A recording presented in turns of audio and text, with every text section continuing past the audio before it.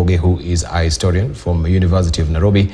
And we joined us as well by Dr. Simeon Sungi, who is a criminal justice professor at the University, criminal justice law at the University, USIU. I don't want to pronounce it the way it's long, but it's good to see you as well, Professor, this morning. Thank you for having me. I'm becoming a tardy schoolboy in your show, and I apologize for that. That's okay, as long as you've shown up, we appreciate. Now, I want just to take you back where President William Ruto earlier on urged the International Labour Organization to include discussions on the millions of unemployed youth. According to Ruto, the inclusion will open the door to sustainable solutions to the unemployment crisis. He also expressed concern that International Labour Organization discussions had focused on employed individuals, leaving out those without jobs, and that employment on the African continent was the highest globally,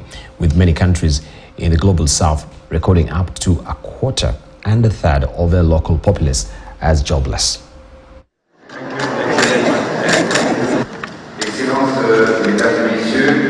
Pour cette 111e conférence.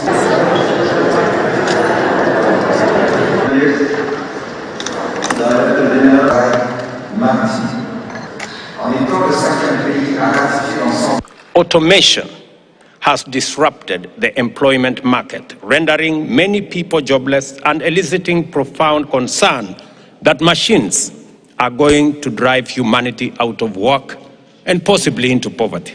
We have to find clarity on the question of whether technology promotes or undermines employment and job creation.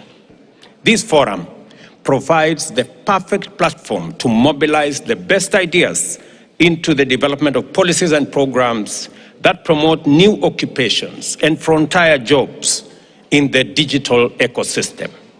Social justice for all is never going to be free of charge or famously cheap.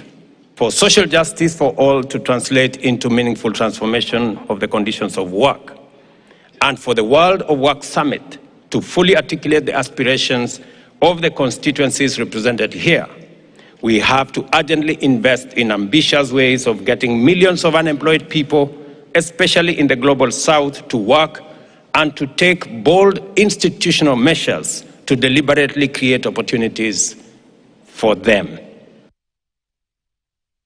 Of course, we saw thousands of job seekers thronging Embakasi Garrison grounds in Nairobi on Monday, seeking to secure the 350 vacancies advertised by Kenya Defence Forces.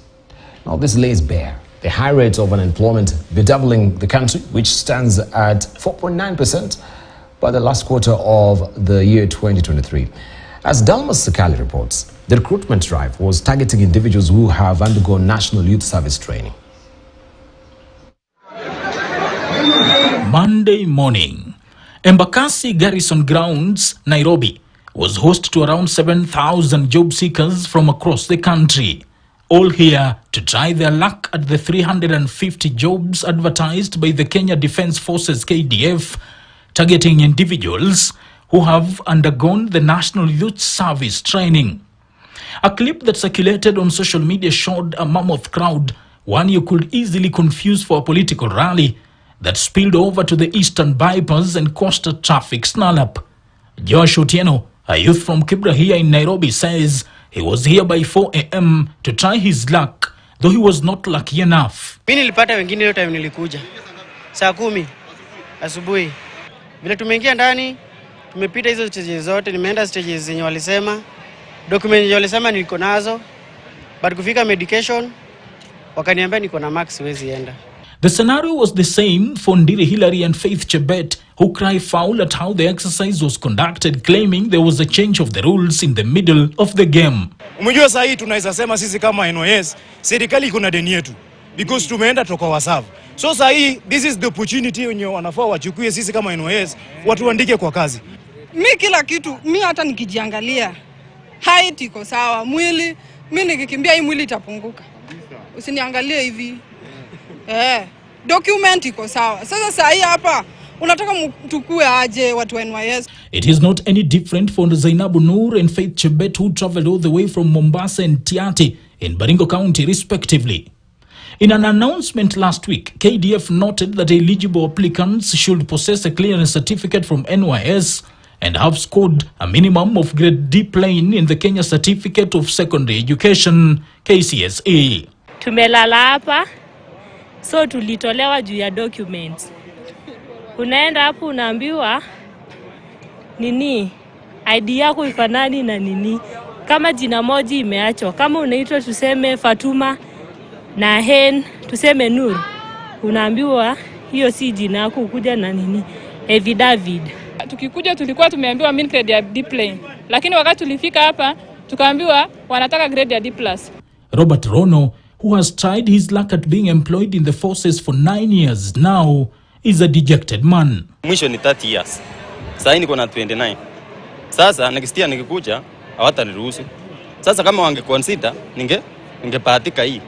Sasa hao wenye bado wako na miaka, unaweza pata hata wenye wamechukuliwa labda wako na miaka 8 bado ya kujaribu. Jamaa mwingine ameambiwa anakaa mwenda wazimu. Surely hiyo ni fair. The story of Rono and other thousands of youth exposes the dire situation of unemployment across the country, which according to the Kenya National Bureau of Statistics stood at 4.90% in the fourth quarter of 2022, with the situation likely to worsen as companies downsize their staff due to unmanageable payrolls caused by the ever-increasing taxes and tax proposals. According to the data, 36% or 10.1 million Kenyans of the country's 28 million population eligible for the labor market are out of work. Sakali Dalmas, KTN News. All right, what does it really portend? As we can see there, they came out in force. And at the United Nations Assembly, of course, we had Ruto speaking. And earlier on, also we saw in a different assembly there during the International Labour Organization convention there, imploring the world to concentrate and look at the unemployment crisis that is in Africa with the youth bulge as well. But what does it portend when we flip on the other side of the coin as well? We've seen how that garden energy can be misused, going by the different spate of coups that we've seen also lately, what is happening in Ghana. But today's editorial cartoon is very telling, with the Unga Revolution Nairobi cloud banks hanging over our country, going by what we saw this morning. I don't know what really came up to your mind, Professor Peter Kagwanja. Of course, the foot soldiers for any revolution will be the youth. And Africa sits on the vortex of what we're calling the youth badge. And that youth badge can be a blessing or a curse, depending on how we intervene with our youth. We've done a good job as Kenyans to educate our people. We cannot be accused of not investing in education, either at a private level as families or at public level as government. Virtually all the universities are now kind of graduating almost 10,000 students every year. Mm-hmm. The problem we have is, and I have no apology saying this, that there is no innovation within our government to ensure that it's no longer business as usual, because what we are having is a crisis. The youth bulge is gradually becoming a time bomb. And it's becoming a time bomb because youth are getting frustrated. You can hear the comments that I have everything that it takes to be employed, but I have nothing to do. What am I going home to do? Now, so I want to first round the government for this idea of going to Haiti. And there is no other way of creating opportunities for our people than championing what we are known for. I know KDF is now 29,000 people according to the 2019 numbers released by the World Bank. 29,000. Al-Shabaab is now 10,000. And Zaragtag militia, Boko Haram is almost the same number. So it is, I don't know whether if we created more opportunities within our forces and then pushed our kids out there as peacekeepers, the way India Pakistan and other countries are doing, or China. Look, the big countries facing huge population are innovatively using opportunities offered by the international community to create jobs. Here in Kenya, we are seen as what we could call a regional power, and we are trusted by the neighbors. How many, do we have any systematic mobilization of people to go, for example, work in South Sudan, work in Congo and elsewhere? I've just come from Somalia and have found that through their own initiatives, not through any government intervention, Kenyans are leading all the main hotels in Mogadishu, where I was saying there were about 5 Kenyans and only one, I think, Croatian. Okay? No, meaning at the individual level, Kenyans are struggling. That's me in Dusamareb. Yeah, it's very, very risky. Now, so Kenyans at themselves are struggling, and they are struggling to look for positions for themselves. How much effort is being made by the government? The way JF Kennedy would create the Peace Corps in order to send the American youths into the world so that they know the world. So give a kid 2 years opportunity in Haiti, in America, in China, in Russia, in South Africa, in Nigeria. Give them the opportunity, and then they come home. They will find their own level. But the moment they leave school and they have nowhere to go, it is like they never went to school. So our government need to think outside the box. And I know I'm using, a kind of a word that is overused, but that is exactly what needs to happen. We need to create opportunities. We have not seen the Kenyan, cops, whatever description you wanted to do, doing work there. The National Youth Service is supposed to be, 1 year of service. I hear that the Guraru project collapsed. The Mau Mau, prisoners were able to establish the Mwea irrigation scheme. They were not paid, but they were able to establish, and that's now a legacy in our food security, area. How many, irrigation schemes of rice and maize and what have you can the National Youth Service create? And some of those people will also be employed there as managers later after that. I think we need to think outside the box. This so-called informal sector versus the formal sector, it's not making sense. And recall also that the reason why we are not able to tax our way into development is because 80% of our people are unemployed. I mean, they are said to be in the formal sector, which is another saying they are either half employed, quarter employed, or not employed at all. And the vast majority of these people are our youth. And therefore, you end up finding that they are linked to, most of them are actually becoming employed as terrorists. And therefore, we spend our forces and our security, people spend their time now hunting the same youth who are looking for opportunities in very dangerous conditions, including joining Al-Shabaab and joining other groups. Look at the number of fighters, foreign fighters in Mozambique, in the Democratic Republic of Congo. The vast majority of them are Kenyans. Hassan is an expert in this area. We do work together. The vast majority of foreign terrorist fighters in Mogadishu, in Mozambique, in the Democratic Republic of Congo, and elsewhere, quite a sizable number are Kenyans. Is it a surprise that politicians are also hiring goons from them, right, for their own, political endeavors? We are beginning to see the resurgence of the Mungikis and others. So why? Because the youth are becoming impatient, and they are losing hope that there is anything that can be done. The reason why the Hasra movement was supported by people in large numbers, particularly from Mount Kenya region, was essentially because it gave a sense of hope that for the first time we have a government that is going to focus on their plight. Now we are focusing on the Chirobas, we're focusing on the others who are sitting, and when the hustlers displayed their wallets during the vetting, we knew these were not hustlers, they were basically some of us, they are part of us, only that they have branded themselves as hustlers. It was very revealing. So what is the point? We need to think out of the box and support our youth. Think outside the box. But if you may take a trip down history as well, and when you're talking about revolutions, we can go back to the Jasmine Revolution. And I think also Dr. Mbugi can tell us more what happened really in Libya, or Dr. Kanenje as well with the self-immolation.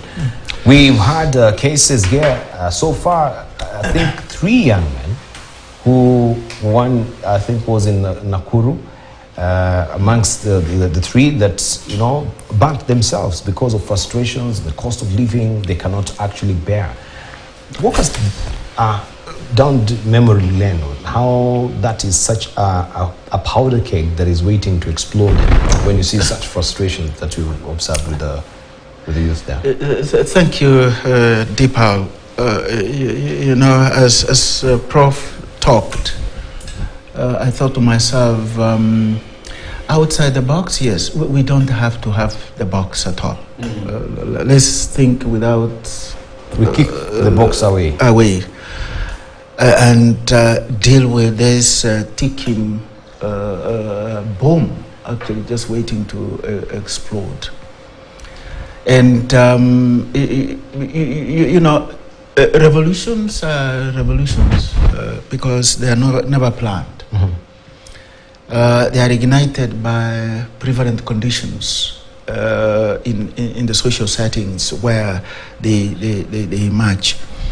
And when you look at the number of unemployed youth from what we have seen lately, not just the Embakasi one, it's because the Embakasi one was in Nairobi, where it is easily covered. I wish you saw what happened in our countryside towns. It's more or less the same. Youth turning up to be engaged in the military, in the police force and all over. In other countries, I lived in the UK for 4 years. The military starts 1-year campaigns to cajole people to join the military. To literally, they used to come to the city of Cambridge, where I was a student, and sit in the streets trying to explain what the military does and how useful it is to join. Now they have resorted in the UK to recruiting Kenyans to their military, because Kenyans are very willing and they are looking for opportunities. So what we have seen in Kenya, particularly with this military recruitment, is something that should make us think seriously of what we need to do with our youth, because this is how revolutions begin, the desperation of the youth. For example, what the American academics call the Arab Spring started out of situations like this one. You know, you remember a case in the city of Tunis, where a young man who was selling fruits was mishandled by what would call the city council askaris of there. And he decided to burn himself, to self-immolate himself. And that small incident in some corner of downtown Tunis sparked off a revolution that will see the strongmen of the Maghreb region disappear from the face of the planet, from Hosni Mubarak of Egypt, to Muammar Gaddafi of Libya, to Bouteflika of Tunisia, and all that. And what we need, Dipal, is both the county government, the national government, our the academy in this country, where virtually all of us come from, to really think seriously on how we are going to sort out this problem. Because once things go wrong, none of us will be spared. Prof talked about Peace Corps, the example that actually saw America out of the Great Depression and the effects of the Second World War. In Kenya, we can talk about cleaning corps. You know, you go to every town in this country, whether you are in the county headquarters, whether you are in Nairobi, we are not particularly a clean town. Why can't we find ways of getting resources to involve these people in activities that enable them to make meaning of their lives? Universities, we are churning out, you know, over 1,000 graduates, 10,000 graduates, I think, every university. Our graduation is this coming Friday, the University of Nairobi. And we are graduating 5,000, probably, I think, 3,000 and something young men and young women this coming Friday. We need to think beyond the classroom and then advise government on the direction to take in creating jobs.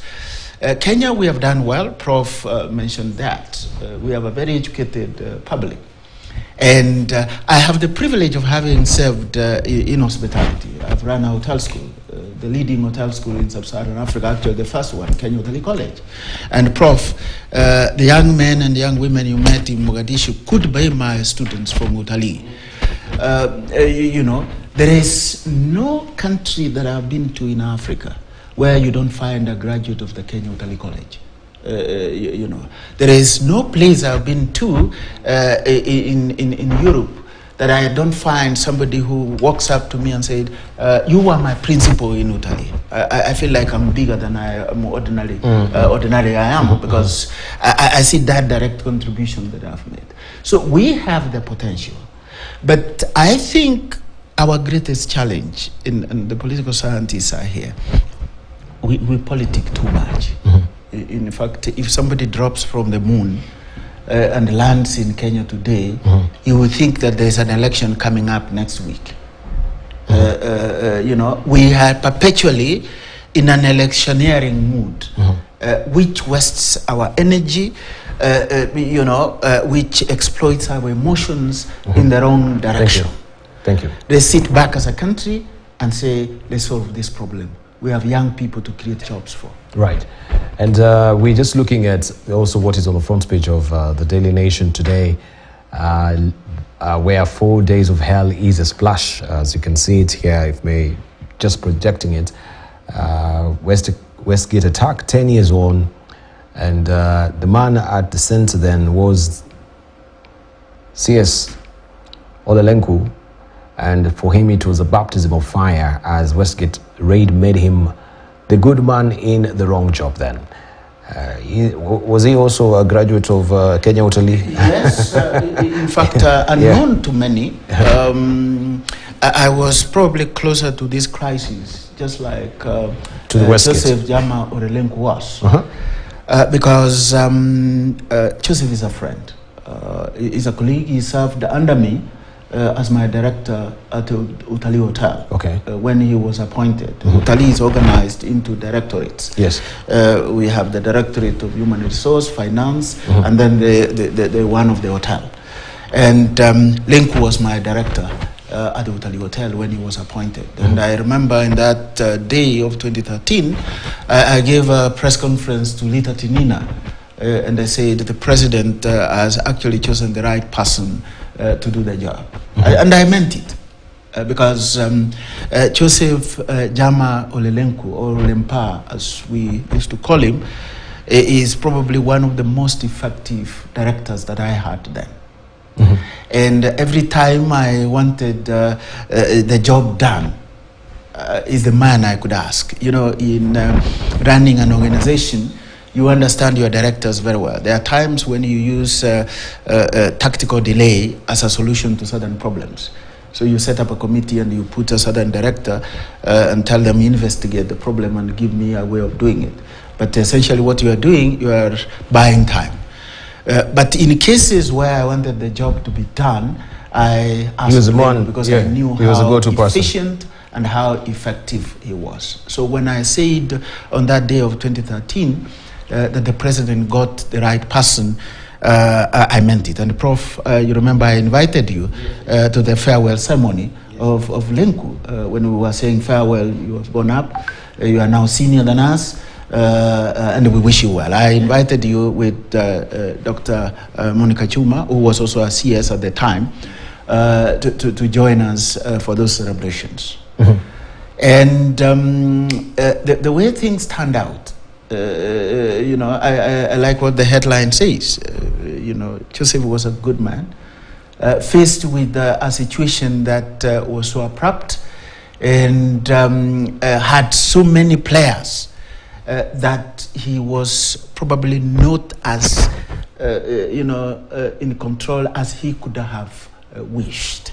That's why I've always said that he did a better job. He did a good job. Yeah.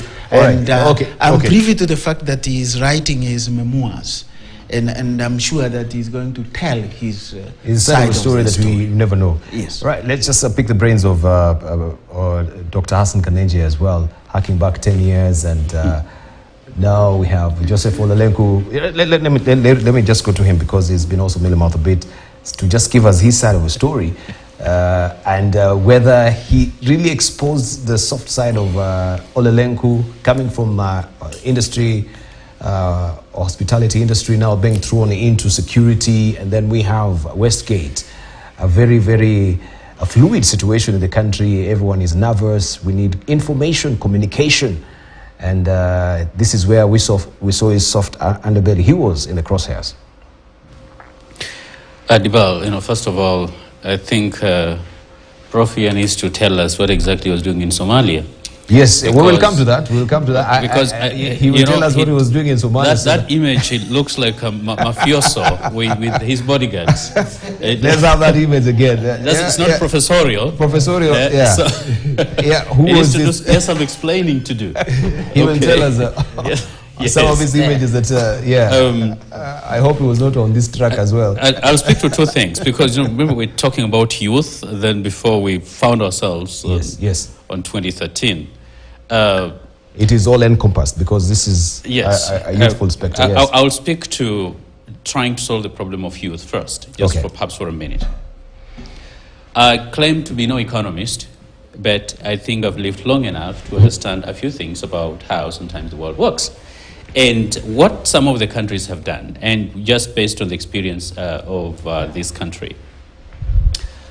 A number of industries that, whether it's Rivertex or others, that were actually outside Nairobi or around Nairobi, a number of those industries died, or at least they at the near death. That meant that as industries collapsed, whether you're talking about sugar, whether you're talking about cashew nuts or pan paper and stuff like that, a lot more youth, the only place they think about finding a job is Nairobi. And so what we have done, because we could have sustained and ensured that we can confine those youthful people to some opportunities right now, of course, at a county level with the devolution. But with this, when there's no industry at a county level, what do you do? And you've not got employment within the county government. And so all of them end up, you know, in Nairobi looking for a job. Two, there is something we've done or not done as a country, and especially trying to improve agriculture, but also build in youthful persons that you can actually make a living out of agriculture. A lot of them have completely zero skills.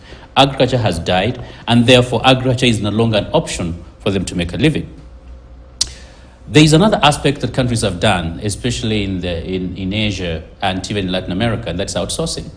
Of course, Kenya is right now just the initial stages of trying to adopt outsourcing, using big multinational corporations in the United States as well as elsewhere for us to provide service, so that when someone wants to get an Airbnb, you know, may be going actually through someone in Kenya as opposed to, you know, someone in the United States. But we haven't done that enough. That outsourcing can give a lot of young people, especially those who just came out of school, a lot of jobs. But fundamentally, the question at hand, before I transition to Olelenku and the crisis in 2013, is about the military. Now, if In fact, it's true that we only maybe 30,000 based on what you offer. That is good, but that is also very bad. And it's very bad not because we lack the capacity to defend ourselves, but because all over the world, a lot of advanced countries, they have mainstreamed the military in national development, which means there are a lot more things that the military can do that we've actually denied them, because just based on a few things they've done in the last 5 years, you realize how efficient they've been delivering it. Why can't we be able to mainstream them so they can be able to build all these projects, even bid for them like everybody else, and deliver, which is also going to mean we increase their budget, but also we increase their tasks, and they can be able to deliver for this country. We haven't done that. We can easily increase it to 100,000 men and accommodate a lot of these people, then give them a lot of functions, because a lot of times they have capacity that they're actually unable to share, in part because we've confined them to the barracks. And not only is that not fair, that's simply stupid for us as a country. Now, going back to 2013 crisis, I cannot blame Orolenku very much. Number one, he was a great, pilot, for instance, now being asked to do a different job. At a time when, as a country, of course, since 1998, we had not suffered such an attack that extensive. So as a country generally, we were not as prepared for that, irrespective of who would actually have been in that position. Now, I'm not holding fort for Orolenku, it's just a fact. And it's a fact that today, as we speak, the country is a lot more prepared to respond to potential terror attacks. We have a lot more specialized agencies that are dealing with that in a more coordinated fashion than it was in 2013. And so, the 4 days of hell, you could not have imagined that even if, let's say, you had even a general there, that he would have had all the answers, because the system just wasn't exactly as prepared as it is today. So I will not exactly be trying to castigate him. Of course, people would say, well, he didn't come from security and stuff like that. But generally, if the systems are working, it's going to be easy, for you to be able to exploit them. But if the systems have not prepared for that type of attack in the manner in which it happened, it have been extremely challenging. But the reason that I think the fact that we are talking about it also brings us to where we are today. Kenya still lives in a region that is plagued with terror and terror activities, and it's not out of the woods. Our security forces constantly are being attacked in this country. Even when it doesn't feature in the news or mainstream news and stuff like that, it does not mean that the threat has gone away. And Kenyans, we have a tendency of becoming very complacent the moment something is not happening to us. And to the extent that right now, for instance, Al-Shabaab in Somalia is on the back foot there, they become actually a lot more lethal. And that is what we need to watch out. Right now, we have a spread of a string of terror attacks all the way from northern Mozambique, which is Swahili-speaking place, to eastern DRC, again, which is Swahili-speaking region. And I do agree with Prof mentioned, you have a lot of Kenyans playing in these theaters. What does it mean for us as institutions, as academic institutions, as families? What exactly are we doing to ensure that our kids do not get radicalized, especially at a time when unemployment and hopelessness is actually high? All right.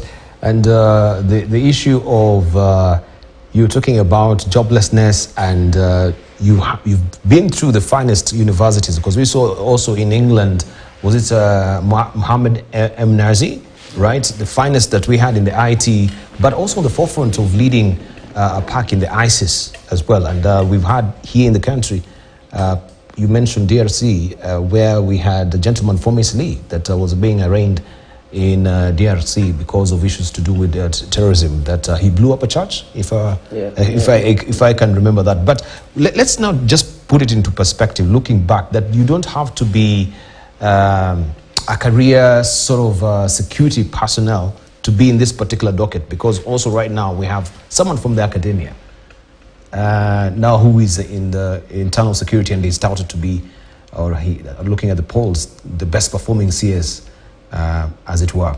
From your own estimation, looking at that poll and what they told us is a leading one, what would you say in terms of security and looking at the Graf Drift, where we've had issues to do with castle rustling and the banditry. Let me... But it would be nice as well, just as he pointed out, for you to tell us what you were doing in Somalia, because we've seen these pictures. If my director may just pick him, so that you can tell us what was happening in light of, especially where Somalia had given amnesty to the Al-Shabaab. How that is really panning out. Do you see any of these youthful faces coming to the fore to sort of, uncouple themselves from Al-Shabaab? Let me own up to some facts arising from what my colleague said about Orelenko, now governor of Kajiado. I was lucky to serve at Lenku as a new security minister, and I did that for 2 years. Much of the time he was there. I was introduced to Lenku by my brother when he invited us for that farewell. But then I was pushed to his docket by Katuore Metito, now the controller of State House, who happened to have held the docket before, and who happened also to have known Lenku. And I had, under Kibaki, I had advised that office under Michuki, George Saitoti, and others. So they thought Lenku would basically draw more. The public perception of Lenku as a person who was a square peg on a round hole, is very, very confusing. Lenku had a grip of what he was doing as security minister, and it was not just relying on me, but even his predecessors like Katuore Metito and others. The problem we had at that time, and must be said straight, was that there was power angle for the control of that seat. And unfortunately, Lenku, being a soft-spoken person, not confrontational, received a lot of attacks from different areas. Why? Because this is an office that is not about security per se. It's not about management of politics of the country. That's what people don't understand, the Interior Ministry. It is about the provincial, that time provincial administration, now national coordination, or what you call national administration. Issues of immigration are still there. A whole age, that's where the government is. And many people thought that they needed that seat. And the beating of Renko was more political. And that's what we realized. And therefore, towards the final days, the focus was on shielding him because he was under unnecessary attack. And it was coming from both sides of the aisle. From the opposition, they thought that they had their men and so on, that they could put there. And from the government side, some people thought they were better appointed to that position. So I see Lenku not as a person who failed or who from the outset was not fit for that position. He was fit for the position. He chose the best people to work with. He worked with people who had worked with that docket, but he was from the outset targeted for removal immediately after he was appointed. And therefore, he left a bitter man because he had absolutely nothing to do with most of the things that happened. As you know, those who are in the security docket, like Dr. Hassan Kanenje, will know that our military, our police, our NIS and others were completely coordinated. These were silos. They were operating their silos, and that's not how you fight terrorism. Even now, we're still trying to struggle to find out the leadership of this. Should it be intelligence led, or should it be military led, or is it police led? It's a question that is still being answered. So to say that Lenku did not know that Westgate had been hit, that was not Lenku's problem. It was the problem of who was supposed to tell him that, Waziri, this is the briefing. He was supposed himself to be briefed so that he can act.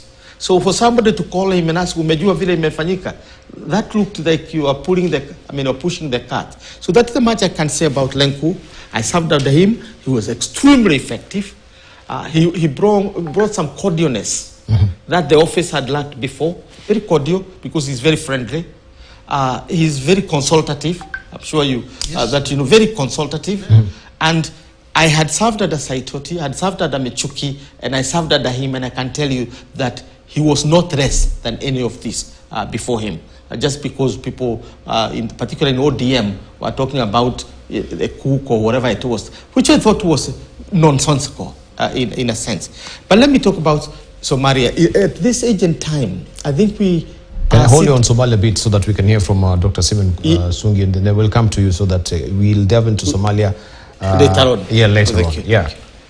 So I think the question was about youth unemployment, and statistics are kind of interesting here, because if you look at statistics of the Kenya youth unemployment rate for 2022, it was around 13.5, and there was a 0.12 decline from 2021. And then also there was in 2021, the youth unemployment was at 13.48, and there was a slight decline of 0.36 from 2020. So what do these statistics tell us? I think they tell us that there's a slight improvement on issues relating to youth unemployment. And I think the issues that the president is raising are not really new issues. Youth unemployment has been a problem for years, and definitely in most of African countries. But I think the question becomes, and to me, that's what is mostly important, what should we do about it? Because we know there's a problem, but the question is, how do we respond to the question of youth unemployment? And various governments have tried to use different strategies to respond to this. And I think when the new administration came in, some of the things that they looked at is providing capital for youth so that they can be able to, self-employ, start a new startup, small startup, and employ themselves. And I think that's the essence, in my understanding, of the Hustler Fund. So I think it's very important for us to try to see how can we respond, how can we prepare our young people. I'm a college professor, so I teach young people, and I see there's a big void on issues relating to ethics. And this is what we see all over the place.